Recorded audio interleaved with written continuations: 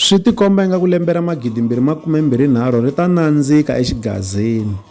Ndzi vula leswi mhaka ku namuntlha hi siku ra 14 Mudyaxihi eka lembe ra 2023 ku na swithombe leswi se swi nga ku jikajikeni ka swiyenge swa mabulu hi ku hambanahambana ka swona, laha ku vonakaka xiyimbeleri xa vunanga bya Xitsonga Papa Rhulani Tukulu wa N'wachapu va ambale phenti enhlokweni, futhi mo hi nga swi sasekisi va ambale gabadeni enhlokweni.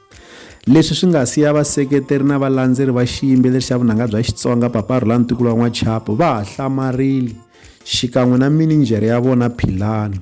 Hi tlhele hi vona minijere ya vona Philani a tsala swivilelo swa yena eka xiyenge xa mabulu xa Facebook hi mhaka leyi, a karhi a sola wanhwana loyi a sindziseke xiyimbeleri Papa Rhulani leswaku va ambala gabadeni enhlokweni, naswona a va teka swithombe leswi a swi tivaka leswaku u ta tlhela a swi hangalasa ka swiyenge swa mabulu.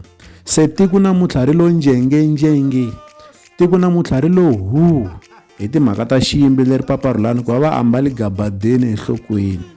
Van'wani va sola sesi loyi kasi van'wanyani va sola xiyimbeleri Papa Rhulani leswaku va pfumeli ha yini ku va tekiwa xithombe va ambali gabadeni enhlokweni.